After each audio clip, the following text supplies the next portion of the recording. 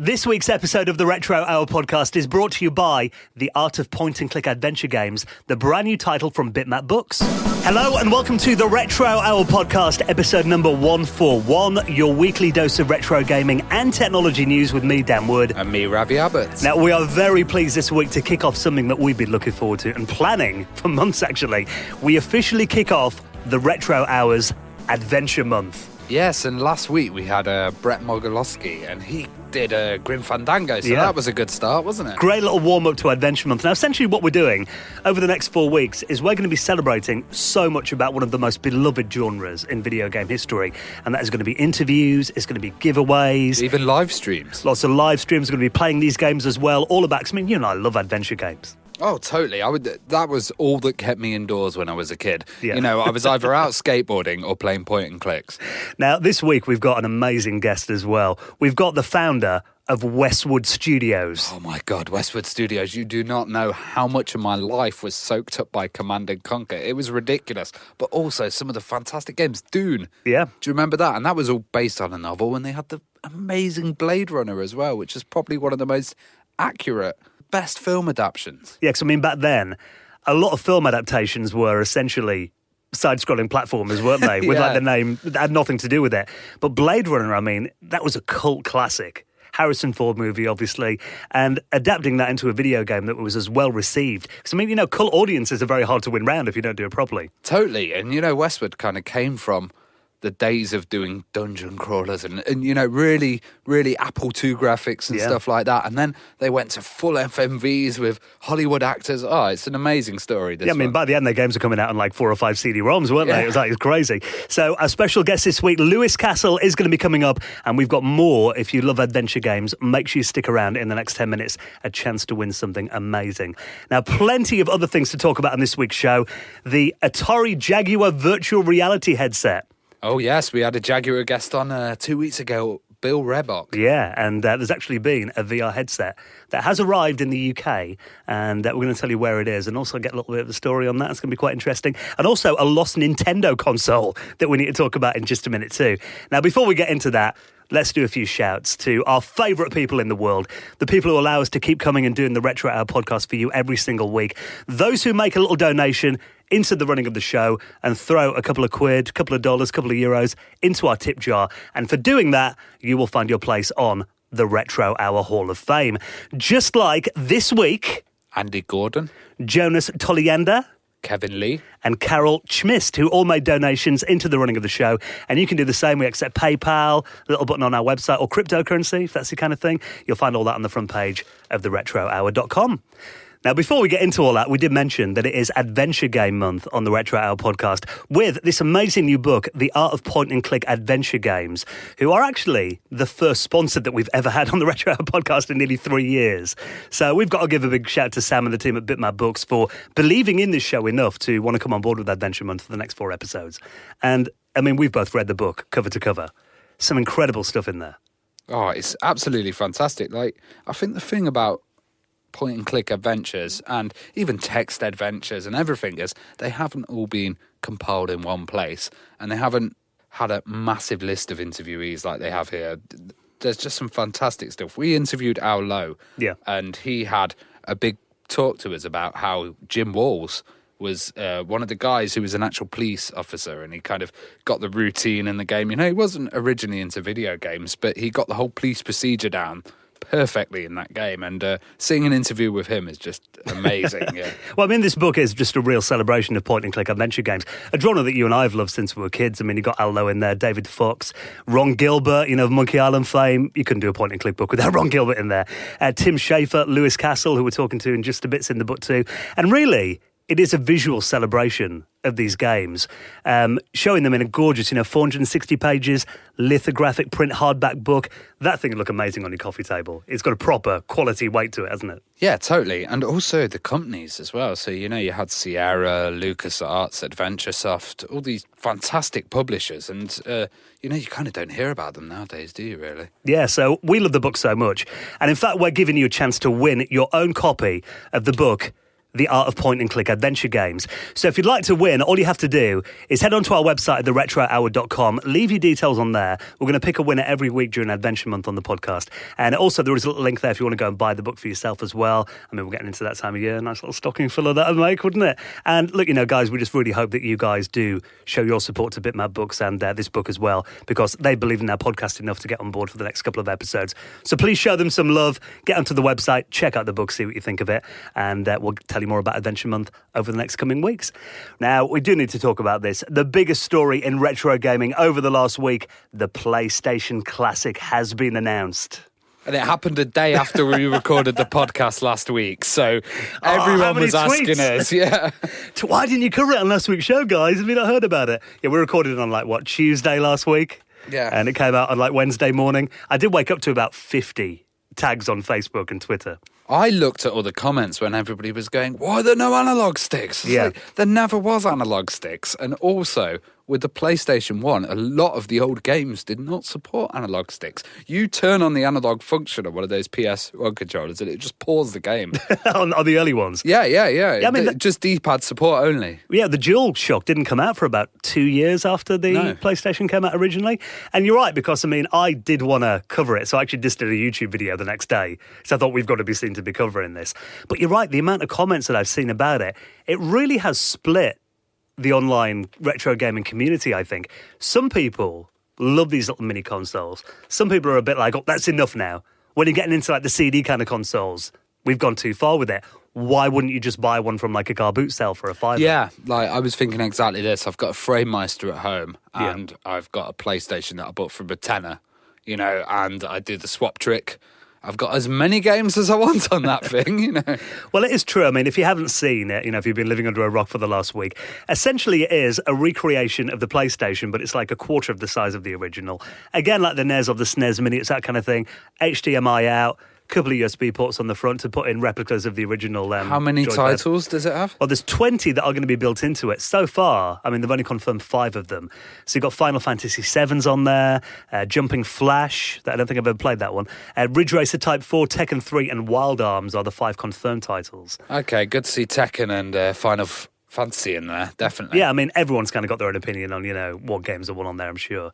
And being Sony, they've got access to a lot of licenses. I imagine there will be some more of the big hitters on there too. But I said this in my video, and we said it before on the show about the other mini consoles, I think it kind of falls into 2 categories. It's either the guys like Joe, who's one of our co-presenters, who's the biggest Sega fan in the world, and Nintendo, he loves them. He buys all the mini consoles to keep them in a box on his shelf. Yeah. And look nice.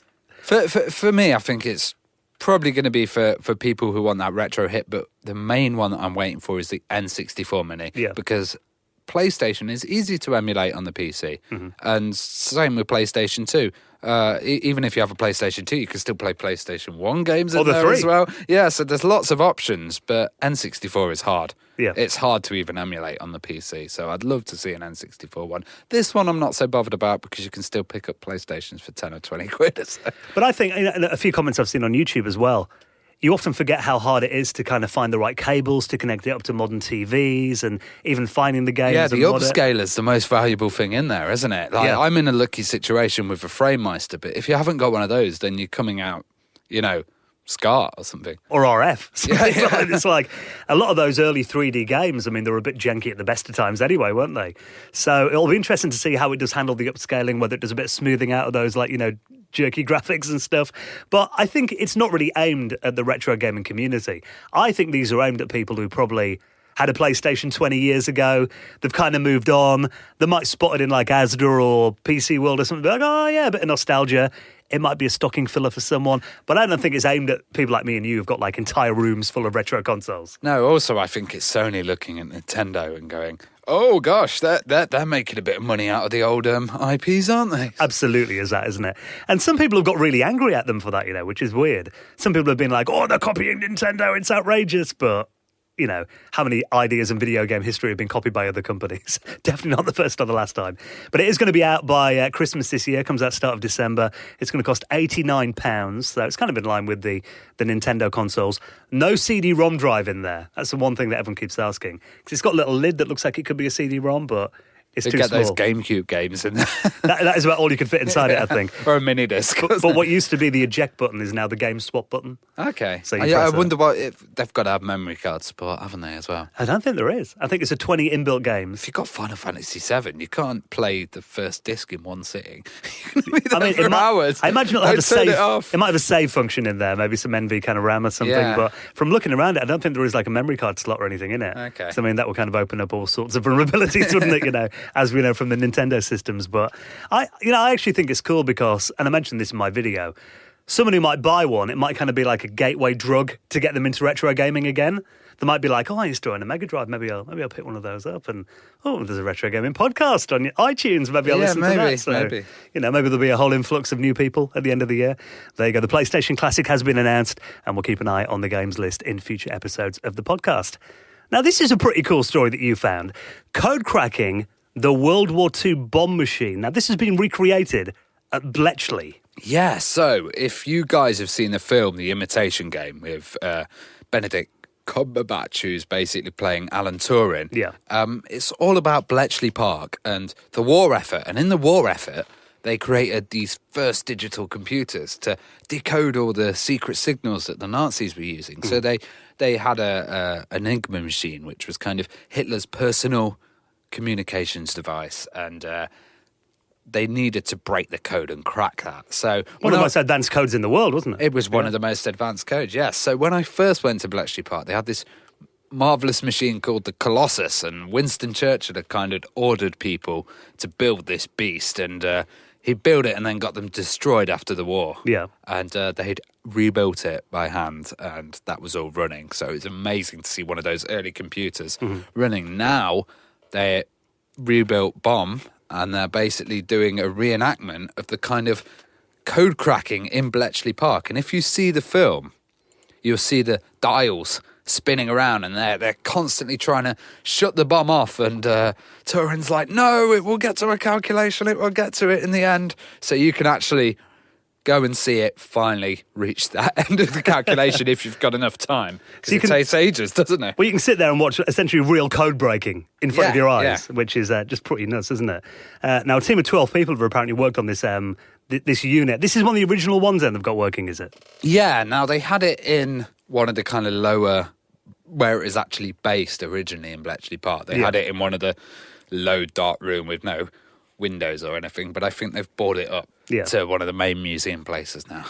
It's crazy though as well, because I'm reading a bit more about it here, and apparently during World War II, the German army would reset and change the keys at midnight every night. So they'd have to essentially learn it all the next day. So having such advanced code breaking, 70 years ago is like insane, isn't it? And it laid the foundation for modern computing and digital computing that we use now. Yeah, I mean, all your encryption keys and all that, I guess, kind of trace back to this. So it is fascinating. I mean, we often think of computer technology kind of beginning with like mainframes and personal computers that came around the 70s and that. But, you look at this stuff, it goes back way further, doesn't it? So, and it's all big spinners and dials and ching-chings kind of sounds. It's great. So it's on display at Bletchley Park if people want to go and see it? Yep. Okay, cool. We'll put a link in the show notes if you want to find out more about that at theretrohour.com.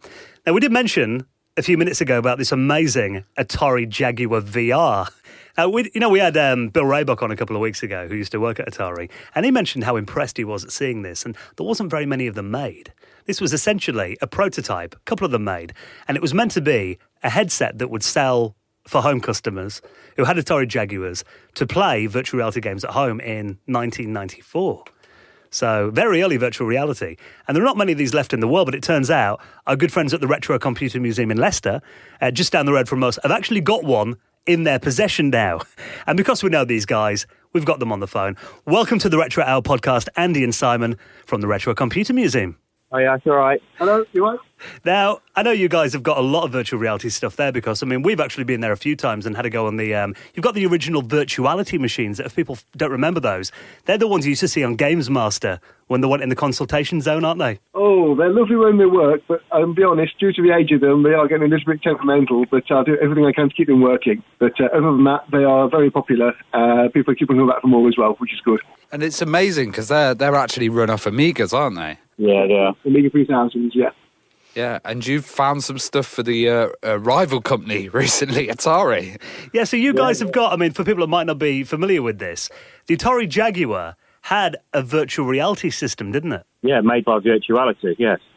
It was made by the same people, and that's how we've managed to come in, in possession of this Atari prototype, really. It's really not like the other ones out in the wild. We believe this is probably one of... it is one of several made, but it has actually come from the original designer of Virtuality, a good friend of ours. So where did you find this then? Did he just find it in his garage or something? Or? No, when Virtuality finished, he decided to keep a lot of bits and bobs and stuff he was working on in his garage, literally. And he managed to save quite a few bits. And over the last couple of years, he's actually donated quite a bit to the group, really, to the Retro Computer Museum and Retro VR. And because of that, we know it's come from an original source that actually designed it, which is even more important.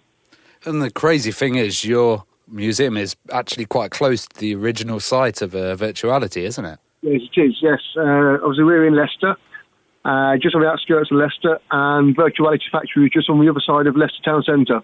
So, literally, we would have been about 5 miles from the original place. So tell us a bit about this Atari Jaguar virtual reality headset then. What's kind of the story of it, and what kind of state have you guys got it in? Okay, well, it was designed by Richard Holmes, who was the technical director of Virtuality UK. And it never really took off because I think the deal between Atari and Virtuality started to head a little bit south, especially when Virtuality were almost out of business at the time, which was obviously sad news in itself. So Richard kept a lot of the stuff which he did as a prototype stage. I've actually got a couple of prototype Virtuality headsets for when he was designing the original machines as well.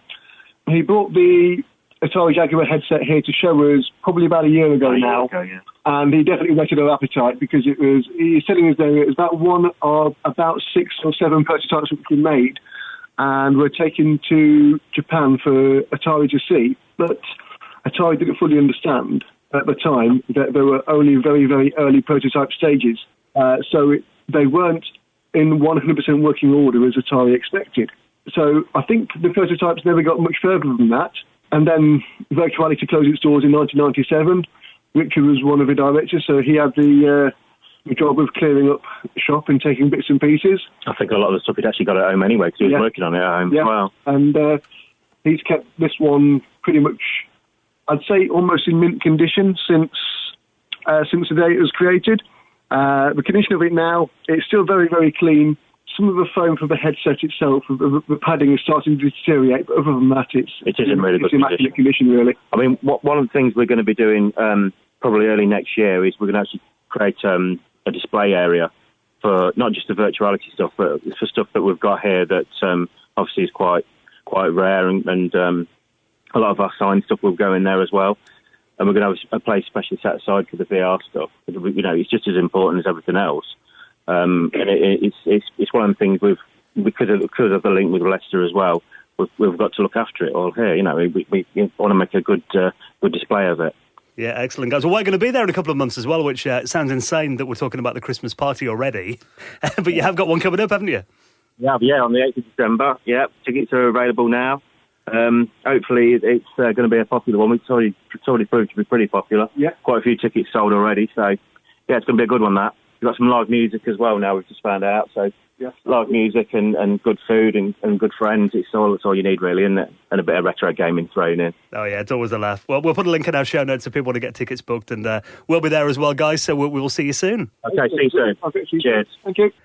Now, before we get into our special guest on this week's show, Lewis Castle, coming up in just a minute, talking about Westwood Studios, Eye of the Beholder, Blade Runner, Dune, Command & Conquer, a little story that does kind of follow on from the Atari Jaguar VR headset.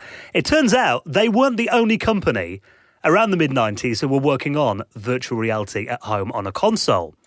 Now, we all know about the infamous failure that was the Nintendo Virtual Boy.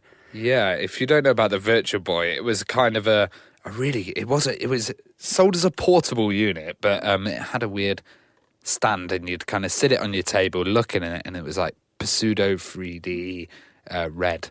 Yeah, red monochrome. Red on everything. Yeah. And you had a gamepad with it. It was really Nintendo's big failure, actually. 22 games were released on it, and it was on sale about a year, I think. Didn't even come out over here in the UK, did it?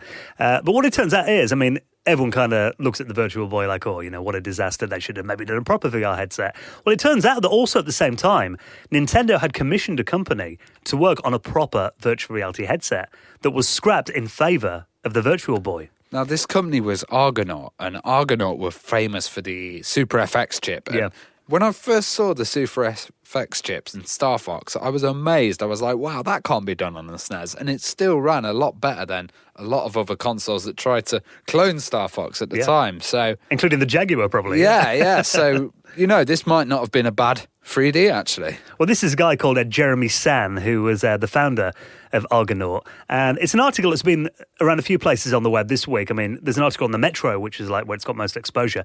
Not the best research article in the world, if I'm honest, but there is some interesting little bits in here. Now, it turns out they were working on a proper virtual reality headset called the Supervisor. Oh, nice. Yeah. They should have released that for the name. I'm just going to go see my supervisor. So I'm going to go in the other room. The supervisor's called me in. But apparently this was going to be a proper, full-colour virtual reality headset that you would put on, proper VR games, and also it would have head tracking in there as well. Oh, awesome. That sounds good, but heavy. Like, you know, if you had a SNES on top of your head and 2 CRTs. We've tried the ones, the old virtuality ones we were just on about. Yeah.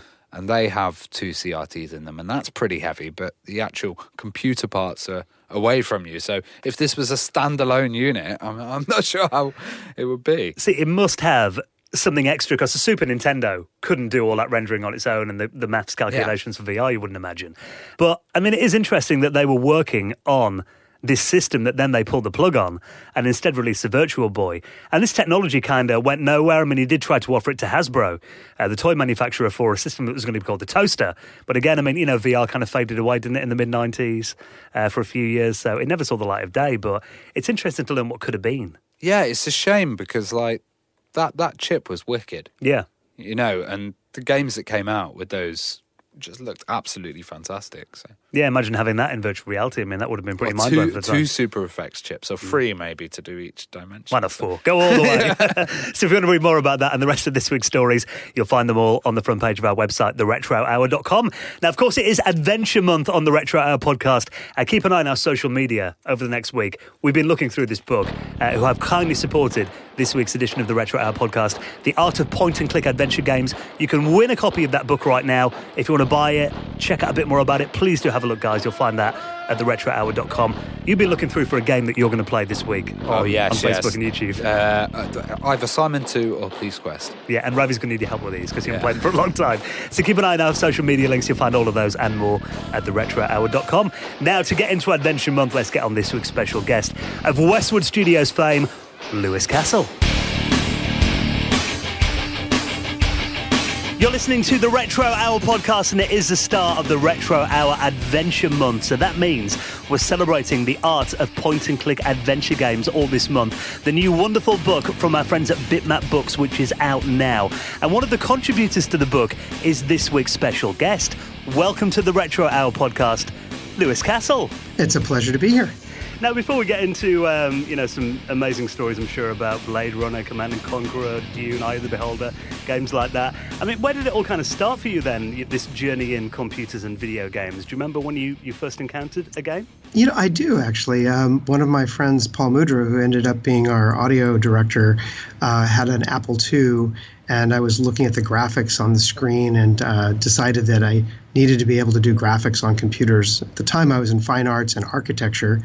And that led me down the path of getting a job at a computer store, and that led me to do artwork for games. And I changed my mind and decided to get into fine arts and computer science in university. Were you really into fantasy games like D&D as a kid then?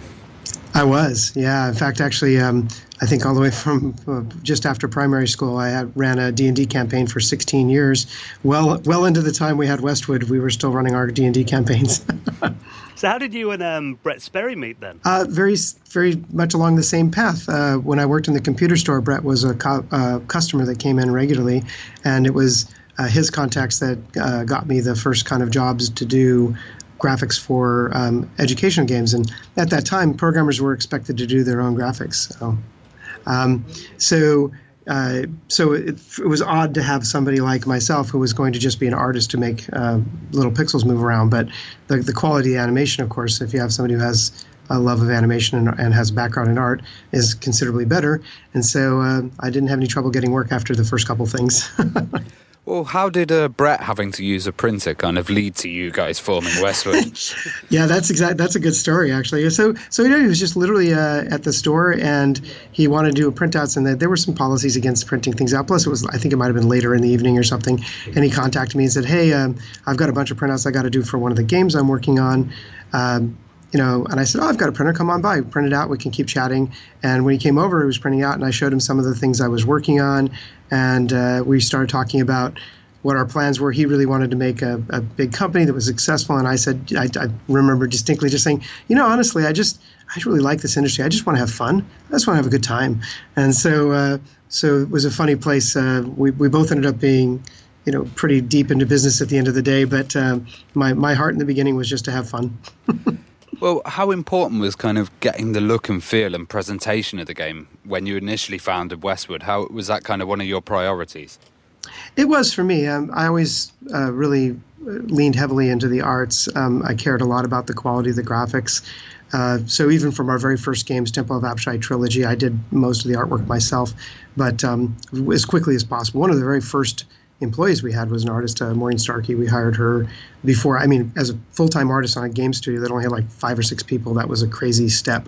But I think later when we got Rick Parks and had his contributions and just his overall quality standard, I think it just really helped Westwood elevate the games that we were doing to a level that was certainly at the high bar of the industry at the time.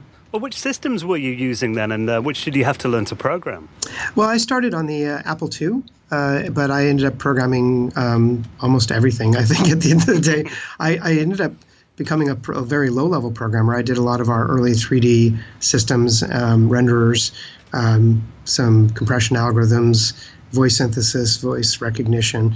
So as a programmer, I was very kind of the bithead guy.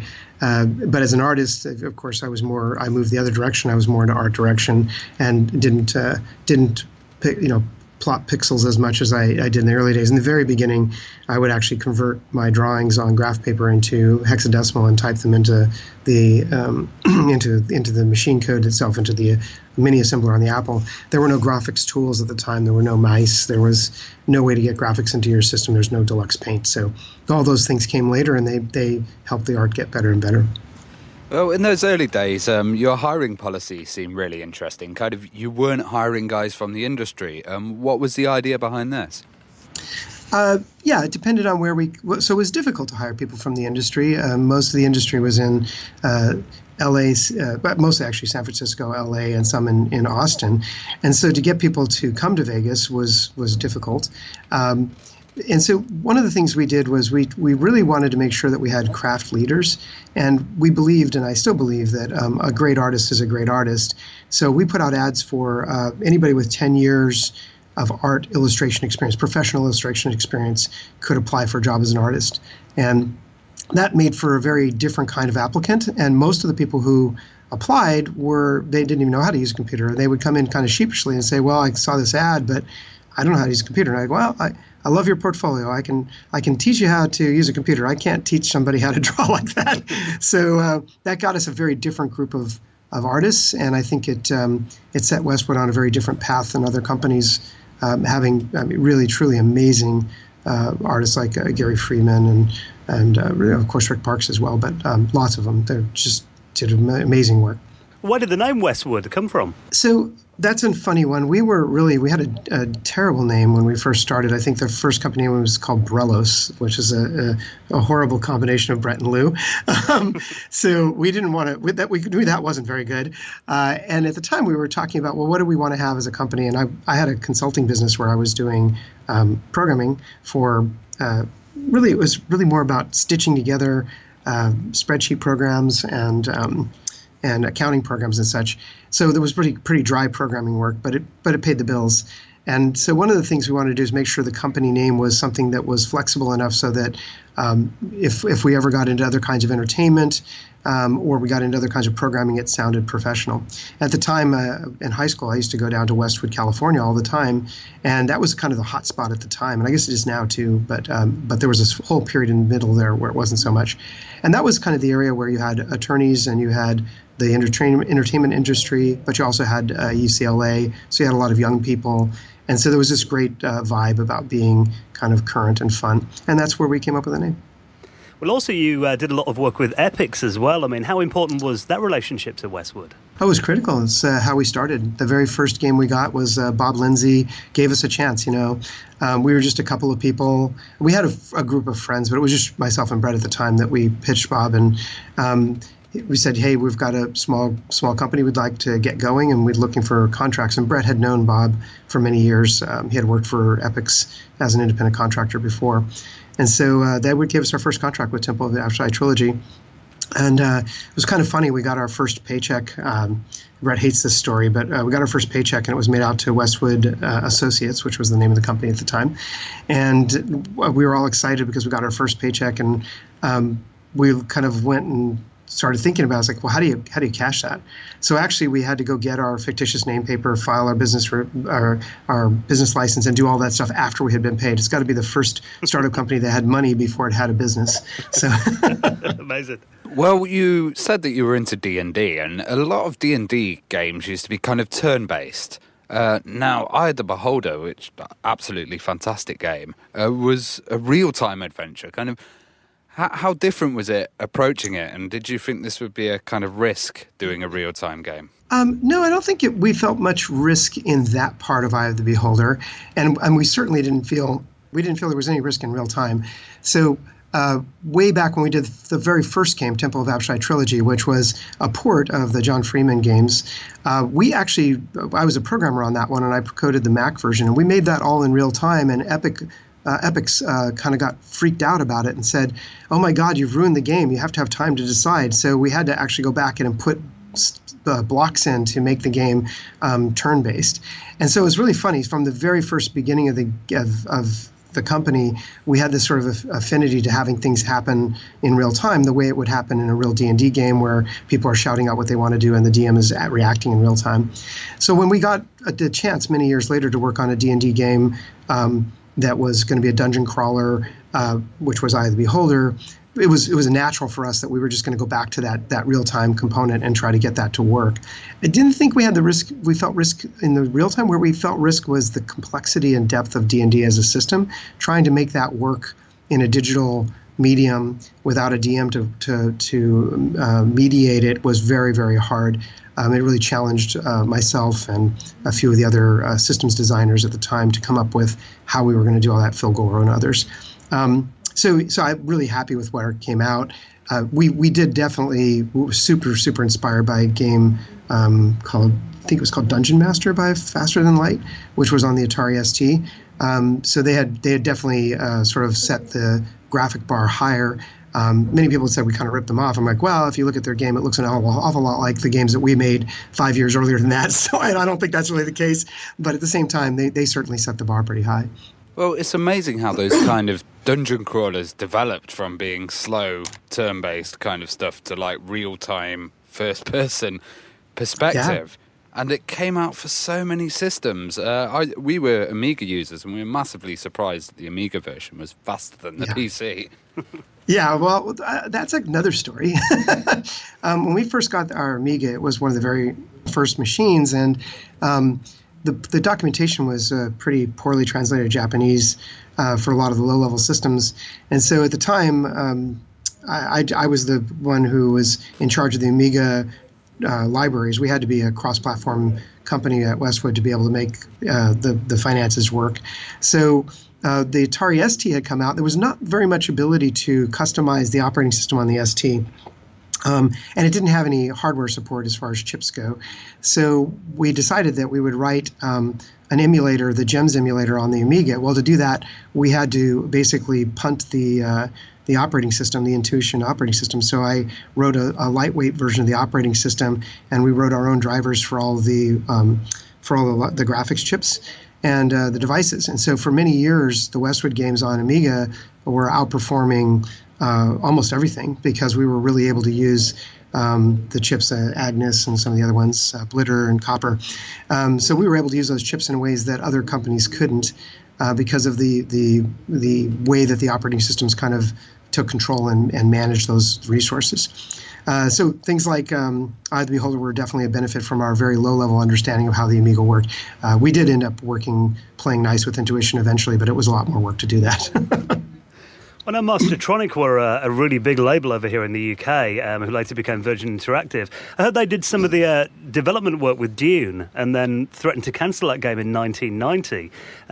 How did you guys end up with such a groundbreaking game? I don't believe they did anything on Dune 2. Virgin Mastertronic was the company that we licensed the Dune license from. My favorite movie was Blade Runner. That'll come up later, I guess. Brett's favorite book was Dune, Frank Herbert's Dune. So when we found out from Martin Alper that Dune was available as a license, we were excited about doing a game. And Martin had told us that they were starting development on an adventure game in Europe, and they had decided they weren't going to do it. But he was looking to place the license because it was a great license. So we jumped on it, and we took the idea of the Arrakis and the battle on Arrakis, and we took our ideas of real time. And there were some games at the time that were really inspiring. There was Rescue Raiders, game called Military Madness, and Joe Bostic was prototyping some real-time strategy games, and we had done all these strategy games for SSI over the years. So we had really understood how strategy worked inside of a game from a turn-based side, and we said, hey, just like it works for the role-playing games, we should probably do this with strategy games. And so the first real-time strategy game was born. And it really was meant to be as deep and as rich as the turn-based strategy games, but converted in such a way so that people could have the cognitive load to be able to move their units around and still have a metagame. So all of that happened, and just about, I think, a month or two before we were going to release the game, it was called Dune. The guys in Europe said, hey, we finished the adventure game, we're going to ship it. So the marketing decision at the time, because it was a strategy game, it wasn't expected to sell a lot of units. And so it was like, well, we just call it Dune 2 so we can leverage the license and we don't have to go through a lot of approvals. So that's how it became Dune 2. The game was massively successful, and it sold many times more than what was expected, and was pirated wildly. So we know that many, many, many more times people played it than actually bought it. So it gave us great confidence in the idea of a real-time strategy game. And so we started working on the next one, which was going to be based on Swords and Sorcery. It was called Swords and Sorcery, actually.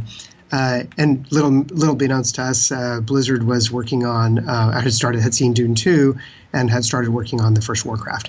And so it was, from that point forward, it was Westwood Blizzard, a few iterations there to kind of keep raising the bar for real-time strategy. Well, Doom really kind of laid the foundations for RTS. Like before you had magic and casting, now you had economics and military. How hard was it to kind of balance stuff like units and factions? Extremely difficult, and it remains one of the hardest things to do in real-time strategy games, because you always want a unit to feel powerful and interesting as its individual thing, and you have to have this escalation, otherwise it doesn't kind of carry you along. It creates some really challenging multivariant problems when it comes to system design.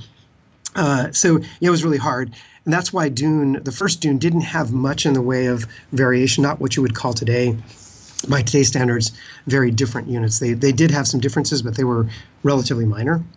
And that carried through to the first Warcraft and the first Command & Conquer to some extent, even though Nod and GDI were philosophically very different from a story point of view.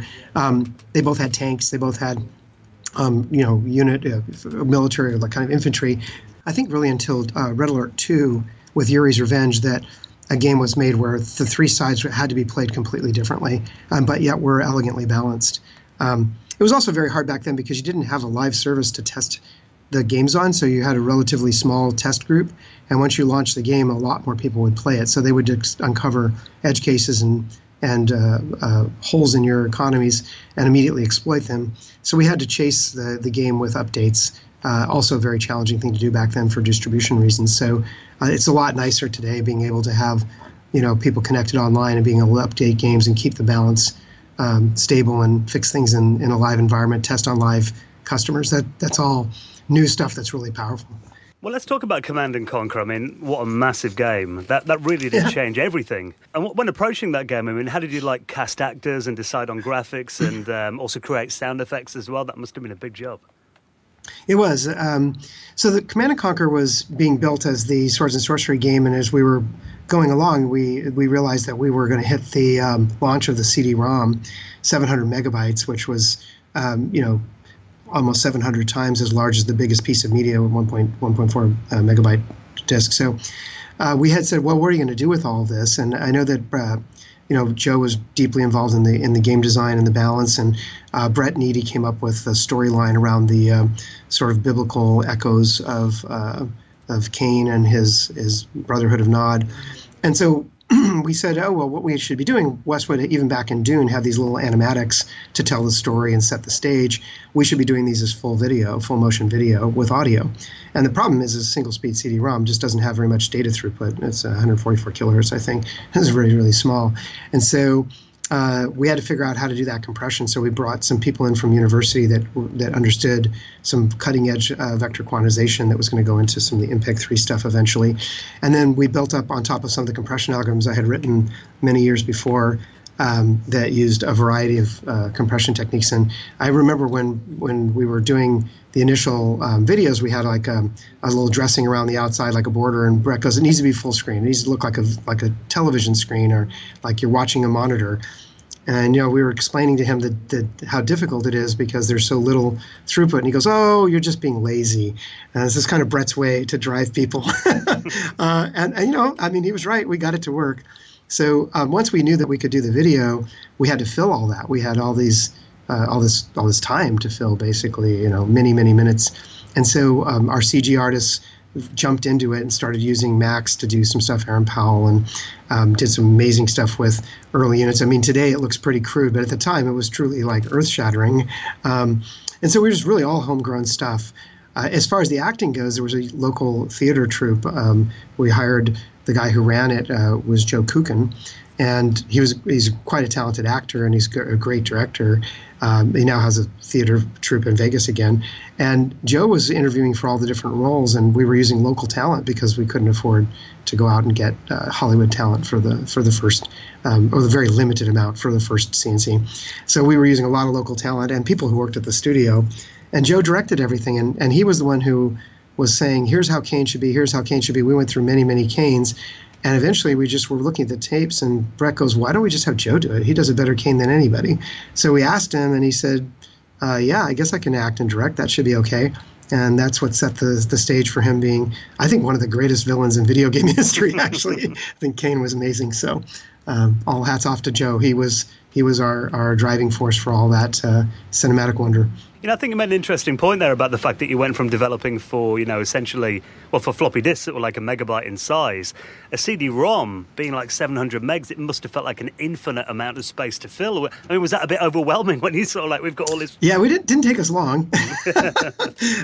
So we shipped Blade Runner on 4 CD-ROMs. Yeah. So I guess really it didn't take us long at all. A couple of years later, we couldn't even fit on one. So, but no, the very first time we were looking at CDs, we were just like, oh my God, this is massive. And I don't think the first CNC even came close to filling it. Certainly by Tiberian Sun, we were using every scrap we could find.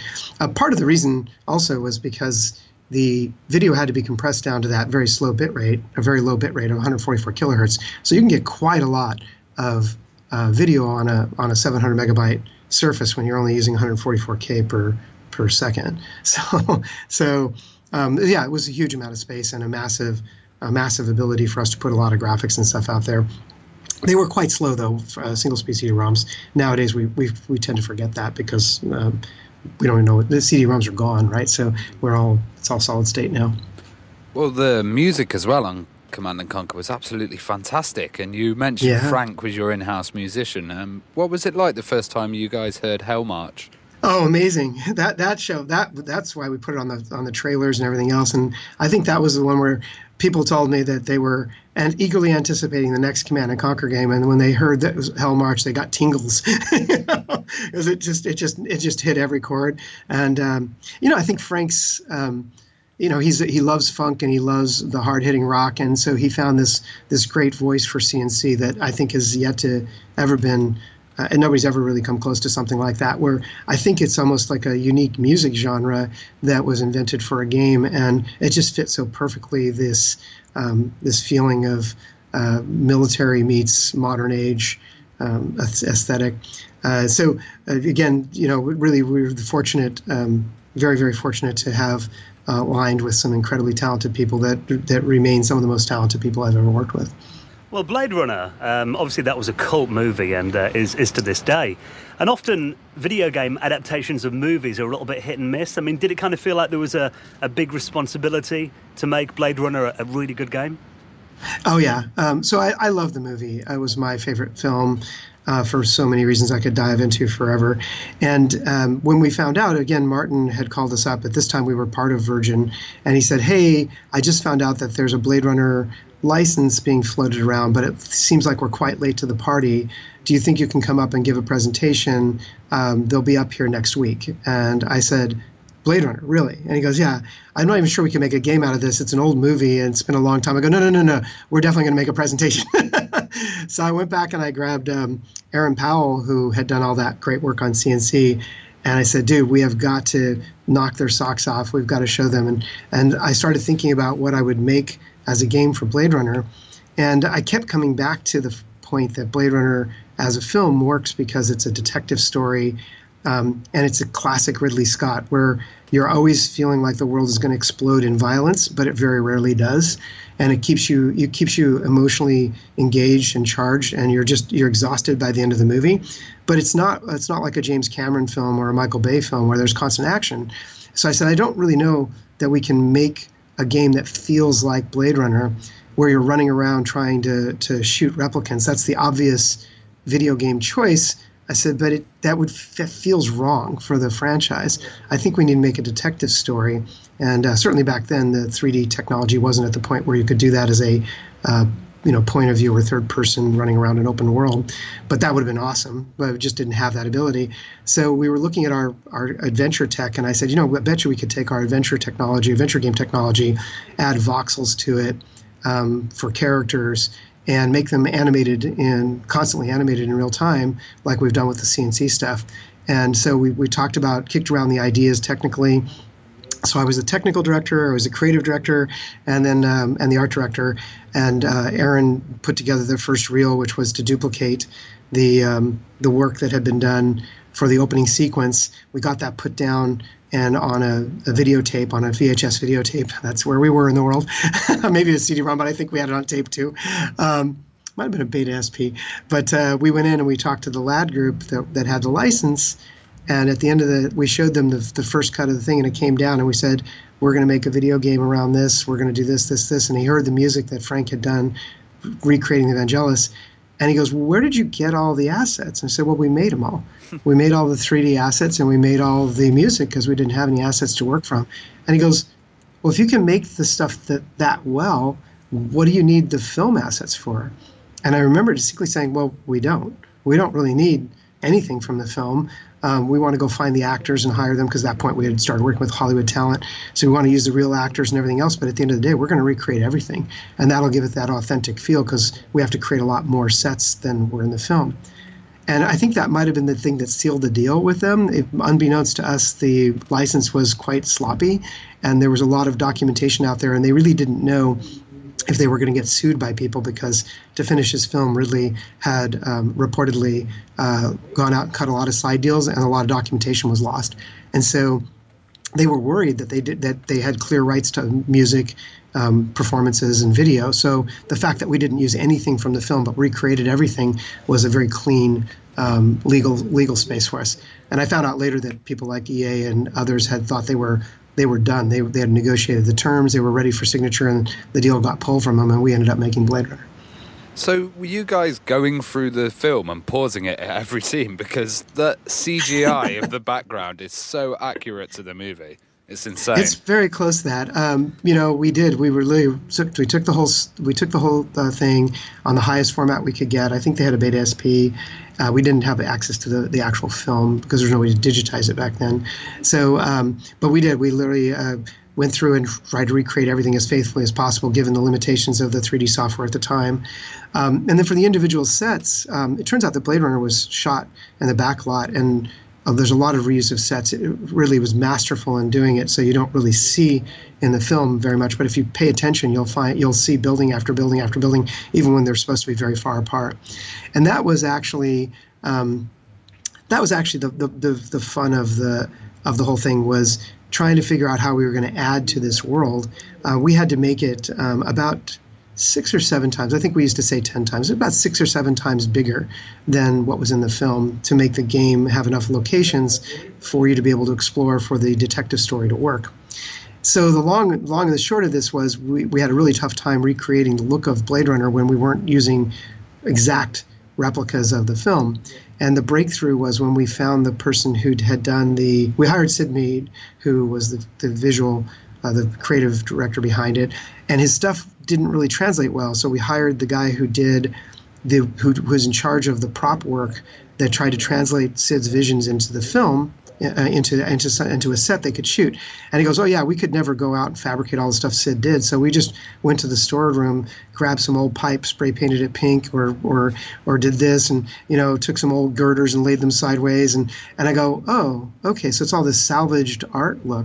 And that's actually how we ended up doing. I went back to the art team and said, "Okay, here's what we're going to do. You don't get to model anything. Here's a big library of a bunch of stuff. Go build everything out of stuff that already exists. Stretch it, shrink it, grow it, turn it, twist it." There's scenes in Blade Runner, the game, that have the Eiffel Tower in the background that's been tipped over sideways, right? And all of these sets had to be built, hacked together like that. And that's actually what gave the game the look of the film, because we duplicated digitally we duplicated the process they used in the physical world to create the look. And the fact that this was all done in software as well, wasn't it? It didn't need any hardware acceleration? Oh, no, there was no hardware acceleration. This was all done as a renderer. So it was, people used to ask us, "How many polygons are you doing? This looks amazing." And I go, I can't. It's not done that way, right? And so after a while of stammering and not being clear, I said, well, every pixel on the screen is effectively a polygon, because it can be of any color and it can take light because it has a normal vector and everything else. And that got turned into some outlandish claims. I'm like, no, that's not what I meant. So today, the closest way to describe it is quite complicated, but the way to describe it would be it's a deferred renderer. So we basically did a looping video that was the scene, but that also had geometric data as well. It had Z-buffer data as well as normal vector data. So that allowed us to composite multiple animated streams of video, and if one of them had a light, it could actually light up the other one. And that creates the environment where you can have a spinner fly down. You're watching a little looping piece of video, and it's looping about every 4 or 5 seconds. And then you're thinking, oh, well, this is clever. They've got a little video loop that's done a good job of not looking too much like and about the time you finish your sentence, a spinner would fly down the street and the whole walls would light up and everything else. And you'd be like, oh my God. And then you move your character in there, and the character could be anywhere in the set, and the spinner would go in front of them or behind them, depending on where they were. And then it became pretty obvious that this wasn't actually just looping video. It was actually much more complicated than that. Well, I think some genius parts of that game were kind of making the longevity of it and the experience of it. And each person had a individual experience, but you also expanded on the storyline of Blade Runner. Right. We took it. We didn't want to change the film because I felt like that would be sacrosanct. And you asked earlier, what would you consider success? And if the Blade Runner fans weren't trying to lynch me, I considered that a success. Right? This is a very beloved property. If you screwed it up, they would kill you. So the fact that we only got a lot of praise really for it. We treated the original film as gold and said nothing in the film can change, but we want to create a parallel story that allows you to play along and be part of the events before, during, and after the film. And that actually gave us the freedom to be able to have characters that could be replicants or humans, which allowed us to randomize some number of characters each game. And that meant that you had to actually be a real detective, because you couldn't just go through the game and play it the same way. Johnny Wilson from Computer Gaming World gave me my favorite review opening line. He said, I played Blade Runner through the first time, as I always do when I review a game, and then I played it through a second time to make my notes for the review. The first time I played it, I thought, yeah, it's a pretty good adventure game. That was really well done. And as he played the second time, he said, this is a brilliant adventure game. Because he couldn't get the game to do what he did the first time because he's playing completely different, so the game played very differently. And one of the things we don't answer, since a lot of people may not have played the game, we don't answer the story for the player of whether their character is a replicant or a human. Their behavior and their actions in the game set the tone, and the world watches the players, the NPCs will trade information and tell the other NPCs what they saw. And so if you behave like a replicant, you're treated like a replicant. If you behave like a human, you're treated like a human. And that allows you to do some really crazy stuff, like at the very end of the game, you can pretend to be the replicants' friends and save them all. At the very, very end, when you're on the dropship to leave to go off-world, you can just whip out your gun and kill them all. And there's a special ending there when you walk out of the pod where Crystal Steel comes up and says, "I never knew you had it in you, Slick." So it was really fun being able to play with things like that. And I think that's also what made the game really endearing, is people would go and talk about it, and they would talk about their great experience, and they would realize pretty quickly that, like so many great emergent games, their experience was unique. It may not completely unique in the sense of lots of people did very similar things, but the fact that you had something very different. Oh, wait, you ran off with Crystal Steel. I took Lucy as like a father-daughter thing and ran into the, what happened? You killed that person? And that kind of stuff just was awesome. It really made us feel great, seeing people a bit confused about what the game really was. Well, I mean, was there ever any attempt to get Harrison Ford involved in the game at all? We were told, and maybe we should have worked a little harder, we were told early on that from some of the agencies that he was very anti-video game industry at the time. He felt like they would be replacing actors. You know, we tried to explain to those who were concerned that we need to hire a model of physical actor and a voice actor for every character we do, and then we hire an army of artists. So it's actually, we're employing a lot more people than a single actor. But I think we really didn't try that hard to get Harrison Ford. And I don't think we would have been very successful, actually. He was not a terribly big fan of the film at the time either. Is well documented in the annals out there. We didn't really work at it. Also, it would have been kind of awkward because we really wanted you to be able to play your own character. So all the secondary characters were important for us so that we could ground your character in the same world. But the minute we would make McCoy meet Decker, I think it begs the question, why am I not playing Decker? Why do you think Blade Runner is such a cultural phenomenon then, and especially having a film coming out after 30 years later? Yeah, I just love the film. I was in high school as an art aide to run an art class, and it ended up being that the time lined up where we did a film studies class instead. So my love of film went back to high school, where I was really helping to write the tests and helping the teacher to teach the class. So I had to learn a lot about film. And I never wanted to be a director or something like that, but I came to really appreciate what a hard job that is, and how the storytelling in that linear medium is really challenging. And I loved Blade Runner because of its sense of immersion, its sense of timelessness. It still looked like a futuristic world. It didn't date and age like so many other things did. And there's this really important moment to me that I thought was really profound. The deeper part of, what does it mean to be human? I mean, the more human than human is a bit of a joke, right? Or a bit of a stick, as it were, because, of course, the replicants behave more like human beings than the human beings do. So there's this whole idea of what does it mean to be human? What does it mean to have compassion?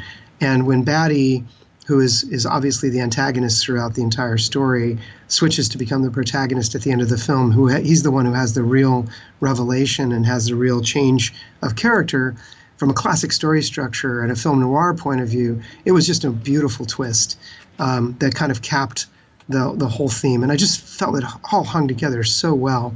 And that's the thing that really made me feel like we had to do something that was narrative for the game as well, because it would have been just criminal to reduce a world that had such nuance and a fiction that had such deep meaning for humanity into something that was, whether or not I can get a headshot.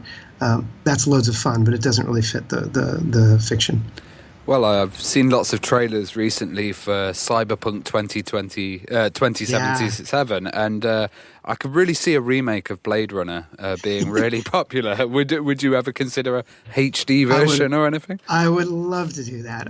Sadly, all the assets are gone, so we'd have to start over. But frankly, we'd probably start over anyways. Those were pretty low poly assets at the time. 1 million polygons in a scene was a lot back then.